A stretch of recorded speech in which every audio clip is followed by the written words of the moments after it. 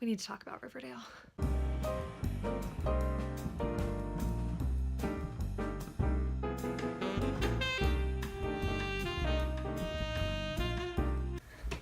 Okay, welcome to my art room, also known as, oh my gosh, there's a guy outside of my window walking 3 wiener dogs at once.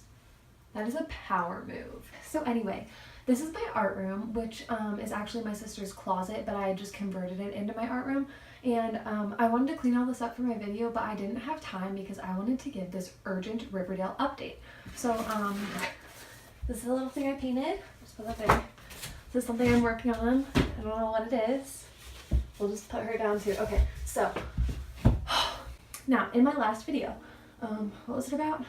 Oh, my graduation from group therapy. Okay, now in that video, I said that I thought that I was caught up on Riverdale. Only as I was posting the video did I realize that I'm not only not caught up on Riverdale, but I was 2 episodes behind. So you bet your bottom dollar that yesterday I was watching Riverdale. And there were just some things that I felt like needed addressing. Now, if you don't watch Riverdale, then probably don't watch this video because it's just going to be annoying. I feel like a lot of people watch Riverdale but are afraid to admit that they watch it. I don't know if it's a guilty pleasure show or what.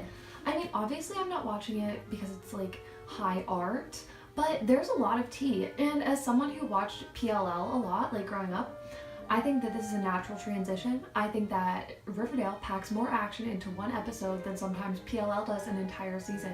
So really, it's only natural that veteran PLL watchers would want to watch something like this. So anywho, if you don't like Riverdale, oh, there's 2 giant dogs facing off with the wiener dogs?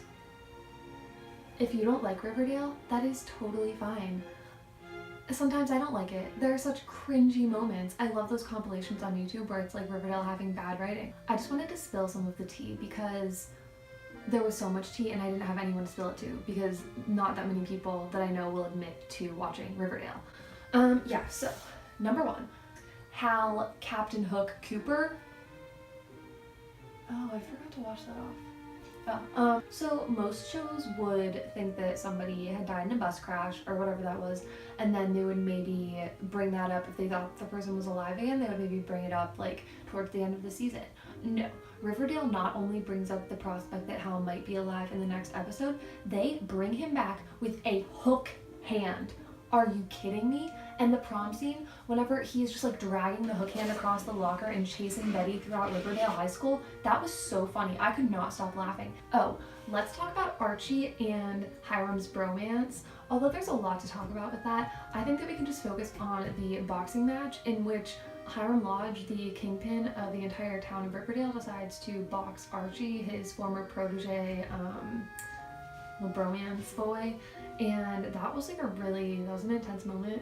Every season Archie has some pipe dream, whether it be his music career, his football career, or his boxing career, and honestly I was kind of over it. However, the scene where Hiram and Archie are boxing and Veronica is singing Beyonce's Daddy Lessons in the background, that was one of the best scenes that they've ever done, I would say.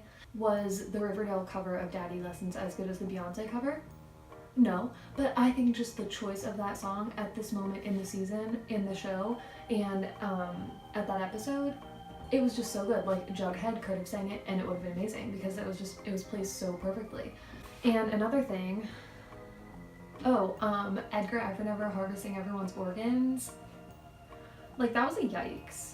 Also though, in the end, whenever he was gonna take Betty's kidney or whatever, and he just had on a butcher's apron, if you're gonna be a surgeon, at least get some scrubs. And I don't understand how the farm acquired all of those nurses and orderlies, because were they there from Sisters of Quiet Mercy? Did they retain them? I don't understand. But yeah, then in the end, whenever Cheryl let Tony escape from the farm, but then she didn't escape, I'm not really sure why that happened. However, Cheryl did get a few swings in at the orderlies and she put up a pretty good fight, so good for you, Cheryl. And then, the biggest thing of all was Ethel coming back, and honestly, I was missing Ethel. I wanted a little bit of Ethel action. I don't know, last season whenever she and Betty were in, I almost said Radley, this is PLL, when she and Betty were in Sisters of Quiet Mercy and they had that face off, I mean that was the best part of the season. Yeah, her character just adds a little panache to the show. Whenever she told Jughead that Jason Blossom was the Gargoyle King, I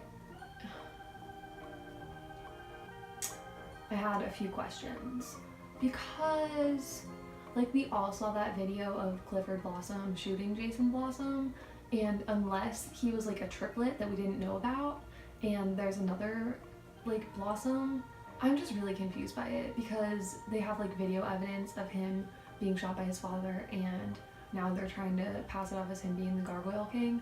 Although, if anyone could pull it off, Riverdale could pull it off. I will give them that. Because I did think about who the Gargoyle King could be, and I mean, basically, I didn't think it was Jason because the entire first season is centered around the fact that Jason's dead, so it couldn't be him.